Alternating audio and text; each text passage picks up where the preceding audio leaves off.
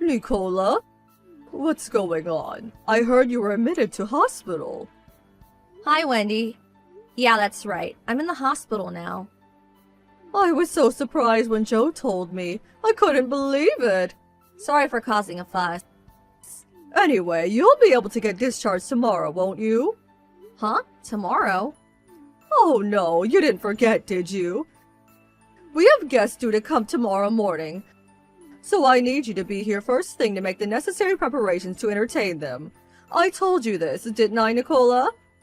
Ah, yes, and before that, you'll need to vacuum the living room where everyone will be gathering, plus the entrance, hallway, and kitchen. I'm sorry, but I don't think I'm gonna be able to make it tomorrow. Good grief. So let me get this straight. Not only did you get admitted to hospital all of a sudden and without telling me, but now you're refusing to carry out your duties as my son's wife? Why did my son have to choose such a sickly woman for a wife? I ask myself that question every day. Sickly? No, I'm not. The reason I'm in the hospital is... Be quiet. If you got admitted to hospital and you're not injured, that must mean you have some kind of disease. If you have a disease, that means you're sickly. Chances are slim you'll ever produce an heir for our family at this rate. No, listen to me. Do not answer me back, young lady. I asked Joe. He told me you've been refusing to do housework lately because you feel sick and have been palming it all off on him. Do you take joy in forcing my son to do a woman's job? I never forced him. I regularly see my poor son wheeling a shopping cart around the supermarket on his way back from work. To think you'd force a grown man in a suit to go grocery shopping. His pride as a man must be at rock bottom. How could you do this to him? Oh yes, and I couldn't help but notice lately. You've started getting fat, haven't you? Just more proof you've been lazing around the house stuffing your face while you force the housework onto my poor son. My poor Joe. He doesn't deserve this. Please, listen to me, Wendy. You and my son will be getting a divorce. Huh? When you get discharged from the hospital, I'll be moving the discussion forward. Your days are numbered. Wow, what the hell? Where did this come from all of a sudden? There's no way a sickly excuse of a woman like you could produce healthy children. There's nothing else for it. I'll have to have him get rid of you and find someone healthier. That boy will have to learn how to choose a good woman. Wow. I have nothing else to say to you. After the divorce, you won't be welcome anywhere near mine or Joe's house ever again. Make the necessary preparations for getting out of our lives forever. Hey, Nicola. Today was the day you got discharged from the hospital, right? I just came to your room, but you were gone already. I wonder if we missed each other as you were leaving. Joe, I'm sorry. I had my dad come and pick me up. Huh? Your dad? Why?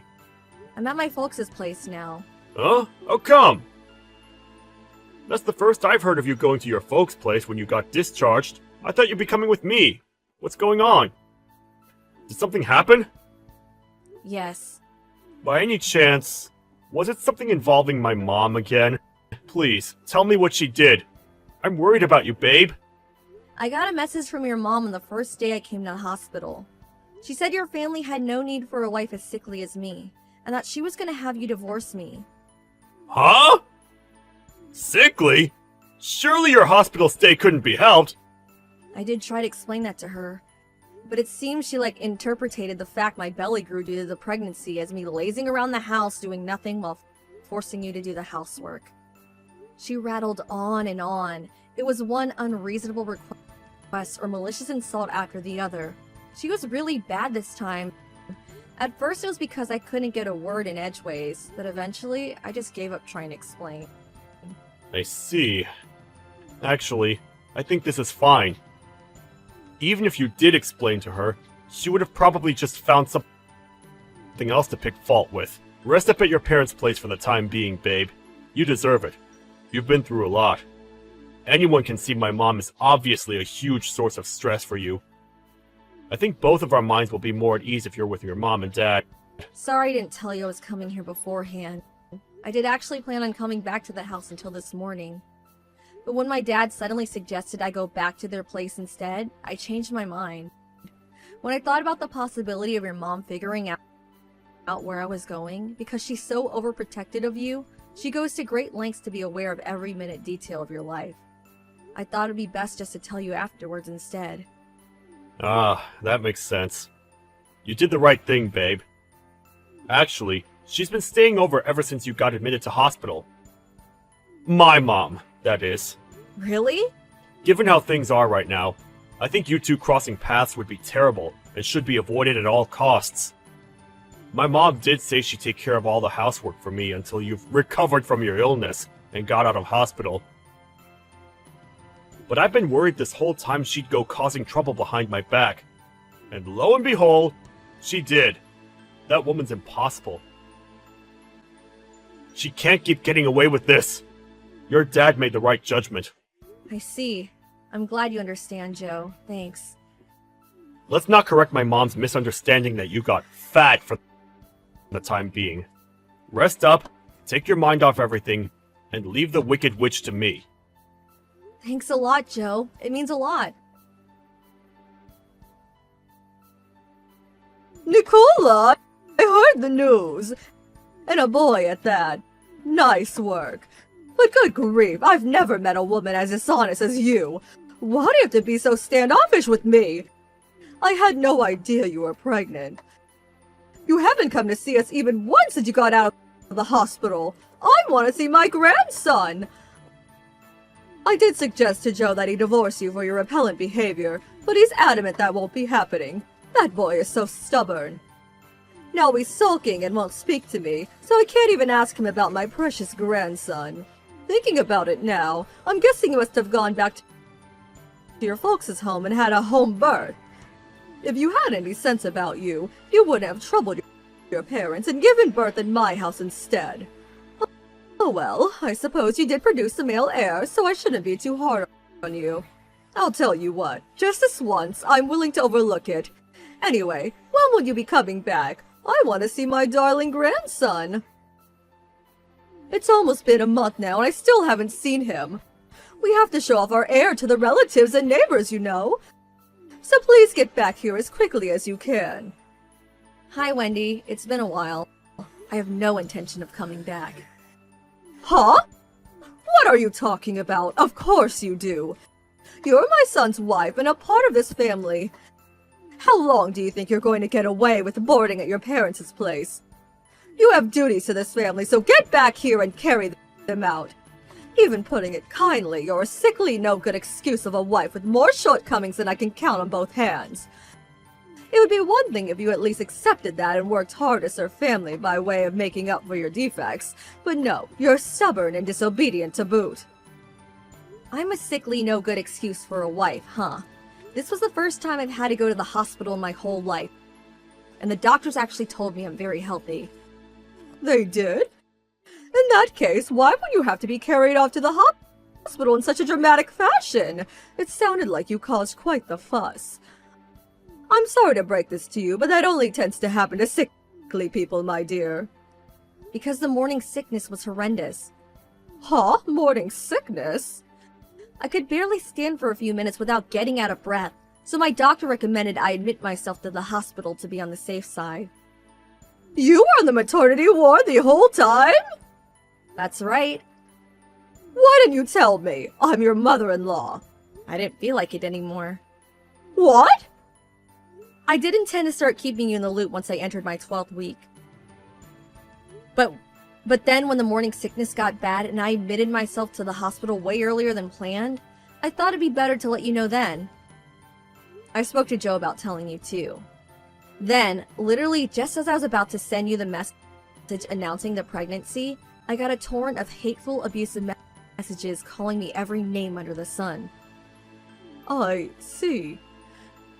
When I tried to explain the real reason I was in the hospital, you interrupted me every time, telling me to be quiet, or ordering me to stop answering back like I was some mischievous child. You went on and on and on, complaining at me endlessly. You made me feel so small at a time when I already felt bad enough due to my condition. It dawned on me that with things like this, if on the off chance I gave birth to a daughter, you'd probably lose your mind, and I actually felt scared for my own and my child's safety, which is why I sought safe haven at my parents' place and decided to keep quiet about everything until after the birth. I see. Anyway, never mind all that. It's in the past now. The most important thing here is that you produced us a male heir. Everything turned out all right in the end. All's well that ends well, right? Let's just let bygones be bygones, okay? What? So when will you be coming back here? I want to see the little heir's face. You think I'm just gonna forget about everything that easily? Bye. Wait, what? Nicola? Mom, it's Joe. Oh, Joe. I just had some awful messages from Nicola. Awful, huh? I saw the whole conversation. I sat next to her. What? You're together now? Yes, we're together now. Or rather, I moved into her place. What? I'm only going to give you the quick rundown here. The quick rundown? This weird obsession you have with looking at our family like we're part of some kind of royal succession drama in medieval Europe? Eldest sons, brides, heirs. I couldn't care less. Huh? All I care about is protecting my family, Nicola and my son. And I have no interest in continuing to have anything to do with anyone who bullies my wife. That's why we're cutting all ties with you, Mom. Cutting all ties? It goes without saying, but you'll never see your grandson. Oh my god! That child is the heir of our dynasty! Just like you were! Do you seriously think you could do this to me? Dad gave us the go-ahead. What's the problem? What? Anyway, Mom, I gotta ask. Heir? Dynasty? What the hell are you talking about? You're the only person I've ever heard using those old-fashioned words outside of movies. Besides, Dad works in an office cubicle looking at numbers on a screen for crying out loud. He's hardly the king of France. But... Nah, no buts. That's it. Never contact us again. Wait, Joe!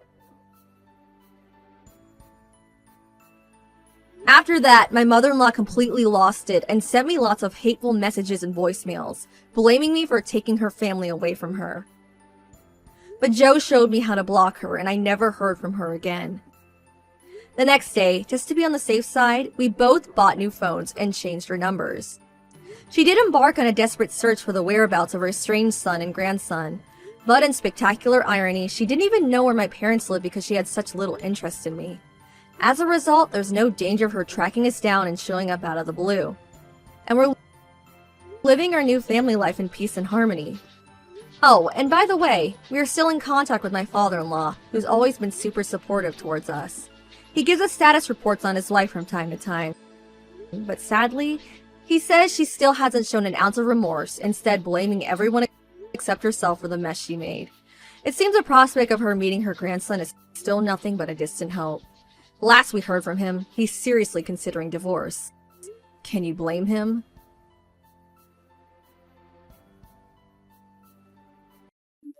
Kim, I'm so sorry to message you so early in the morning.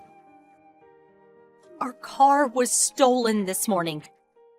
The key we had hanging up by the door inside the house is also gone, so there's a high chance it was stolen. I just got done calling the police, but we're also asking everyone in the neighborhood for any information they might have. Please let me know if you know anything about this. Even if you think it's small or irrelevant, I'd be really grateful for anything you can tell me. Sorry again to bother you. Sorry, Olivia. My signal's bad. I only just checked my messages. Kim! I'm sorry to trouble you when you're busy. If you know anything about our car, I'd really appreciate it if you could tell us. The police are investigating, but we're trying to find out whatever we can from people in the neighborhood. Oh, your car? Well, about that, I borrowed it. What? I came over early this morning and borrowed your car. Forgive me for telling you after the fact, but I'll be borrowing it for the whole day. There's no need to trouble the police over this, so see to it that they go home, okay? Wait, what? You stole our car? Wait, how did you get the key? Don't be so dramatic. I didn't steal anything. I borrowed it. I noticed the key hanging on the wall yesterday when I came over to your place for coffee. So I borrowed while you were in the kitchen cleaning up. I'm gonna come and give it back to you this evening, so relax. What are you talking about? We need it. Oh, don't be silly. I'm only borrowing it for a little while. I always did have a soft spot for your luxury sports car. Oh, I got a little excited every time I saw it parked up in the drive. I wanted to see what driving it was like. Just once, to feel the roar of the engine, the wind in my hair. Thanks so much for lending me it. I'm going for another drive now. I didn't lend you it. You come and give it back right now. That's my husband's car, and it's very important to him. Plus, you're not even legally allowed to drive it without your name on the insurance. You have no idea how much trouble you've put us in. Oh, please, just give it back. Stop being such a tightwad. It's always me with you. You have 2 cars anyway. What's the problem with me borrowing one for a little while? I'm a single mother on welfare. I don't even have 1 car. And there you are with 2 parked up in your drive. Neville's having the time of his life being in such a cool car. Neville's in the car with you? But it doesn't have a child seat. If you don't have a car, that means you don't have a child seat of your own, right? Why is Neville in there with you? Do you at least have him strapped in properly? He's fine without a child seat. He's sat comfortably on my knee and having a great time. What's the harm in one day? That's dangerous. What are you thinking? What if you get into an accident? It's fine. Take a chill pill, sweetie. My boyfriend's the one driving. There's no way he'd let anything happen. You really do worry too much. It's no good for your health, you know. That's not the point. Please obey the traffic laws. Anyway, please just come back and give it back right now. But why? We went to the trouble of getting into the highway and finally just left the state. Even if you tell me to bring it back, it's not like I can just snap my fingers and teleport. You're on the highway with no child seat and a little boy on your knee? Where exactly do you plan on going in our car? Stop messing around. This isn't a joke, you know. Lighten up a little, sweetie. What's the harm? We're just borrowing it for a little while, and like I said, you'll get it back this evening. We even filled the tank up to about, halfway. So if you think about it, this is actually profitable for you. You should be thanking me. No. Bring it back now, Kim, please. You're such a whiner. I told you it was fine, didn't I? Oh, you're being a real buzzkill right now, you know. Stop trying to spoil our fun. Just stay out of our way. Looks like I've got no choice but to ignore you until we return it. Goodbye. What? Wait. Kim!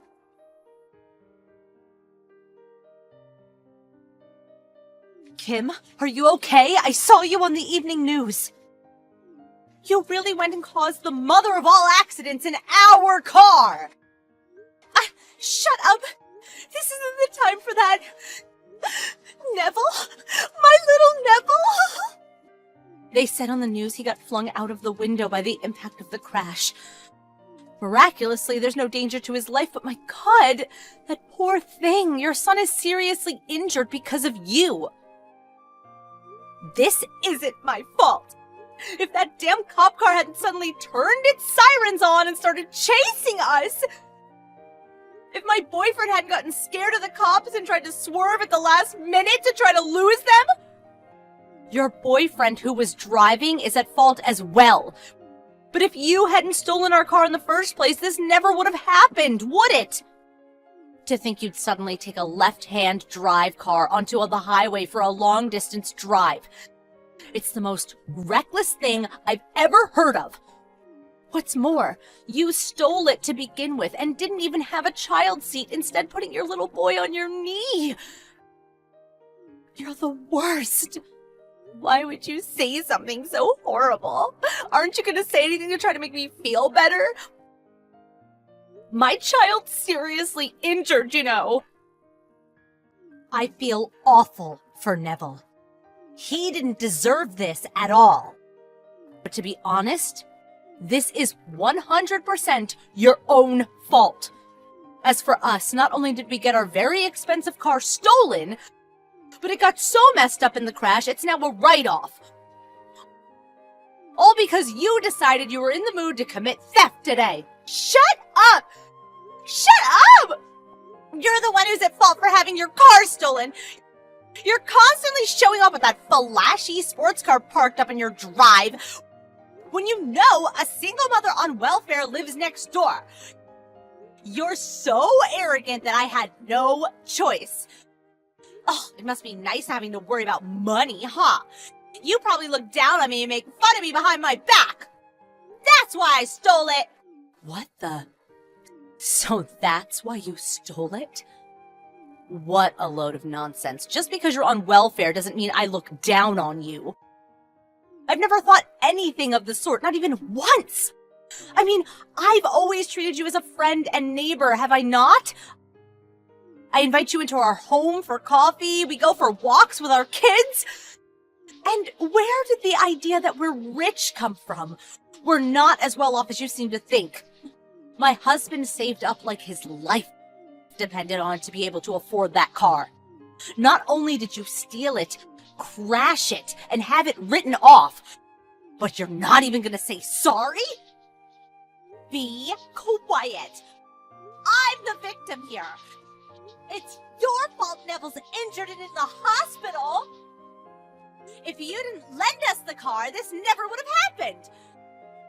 You have a moral duty to make this right. Pay me compensation. You can say what you like, but the fact you stole and crashed our car is just that. A fact. And nothing you say can change that. You do plan on recompensing us for that, don't you? What? I obviously can't do that. That's impossible. I'm on welfare and barely have enough to get by as it is. Do you seriously think I can afford to pay for such an absurdly expensive car? This is what you get for being so extravagant. Anyway, shouldn't the person responsible for the crash be the one who pays compensation? Which means he's the one who should be paying, not me. By he, I assume you mean your boyfriend? Well, it's true. From what I've researched, it does seem like he'll be the one responsible for covering the compensation for the car itself. That's right. So it has nothing to do with me. But surely you do realize you're obligated to pay me too, right? Because you're going to be arrested for theft? What? I said you're going to be arrested for theft. I already filed the police report. Which means the police should be knocking on your door any moment now. If it goes to court and you're found guilty, you'll be sent to jail for up to 10 years and receive a fine of up to $5,000 on top of the compensation you'll be paying us. What? What on earth? 10 years in jail? $5,000 compensation? Do you think I'm made of money? I can't pay that. No. In that case, I'll take you to court and take my money by force. Your savings, furniture, appliances, anything that can be used to pay back the money you owe me will be seized by the court. By hook or by crook, I will get my money. But if you do that, I won't be able to live anymore. Do you plan on completely ruining my life? All over one measly little car? Would you give an arrest already? You're like a broken record. I don't know how many times I need to repeat myself for you to understand. I did not lend you our car. You stole it. You're nothing more than a lowly thief. Reading through all the nonsense you sent me just now would have anyone think you were the world's biggest victim. Have you no sense of personal accountability? Do you have any intention whatsoever of apologizing to me and my husband, the actual victims of your crime? No, it wasn't like that, I swear. I really did think you were lending me it. I didn't think it'd come to this. I thought you'd just laugh it off and let us have it for the day. Oh, I thought you were kind. Don't be so ridiculous. You take me for some kind of saint? I'm a human being just like anyone else. If something important gets stolen from me, I get mad and I want to be repaid for the loss I've suffered. But if all my things are taken like you just threatened, I'll be in serious trouble. I won't be able to live anymore. It's true. I'm pretty sure I heard somewhere that if a welfare recipient gets arrested, their welfare gets cut off. If you end up doing hard time, I think you can reapply once you get out, though. If my welfare gets cut off now, I'll be in dire straits. Neville's supposed to be going to elementary school next year. That costs money. Olivia, I'm begging you. Please withdraw the police report. Please. Kim, you really are astonishingly selfish. You won't pay compensation. You won't take responsibility. You won't even accept being arrested. Do you really think you can get away with this? I won't be withdrawing the police report. The police will most likely be showing up at your house sometime soon. When they do, please at least have the decency to accept your arrest gracefully. Please just think about this. If I get arrested, what do you think will happen to Nozomu? Do you really want to separate a child from his mother? You monster! You demon! That's not my fault, is it? You did this. Anyway, I'm done speaking with you. I'll see you in court. Bye.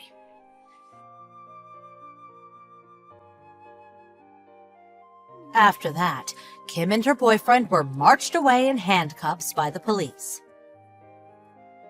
Kim, not knowing when to give up, was adamant she'd done nothing wrong, even during the trial, insisting it was her fault for letting it get stolen.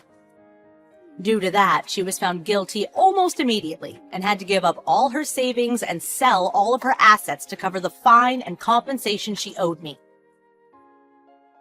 Apparently, she told her boyfriend she borrowed the car from a friend in the neighborhood. He had no idea it was stolen, which I found out when he turned up at my house, got down on his knees, and apologized profusely. That's why I decided to settle on compensation with him out of court. Neville made a full recovery, and after being discharged from hospital, I heard his dad, Kim's ex-husband, took full custody of him. As for my husband, he was pretty depressed after having his beloved sports car stolen and written off like that. But he was ecstatic when I told him he could buy one with our compensation money. He's flicking through the pages of a car catalog with a big grin on his face as we speak.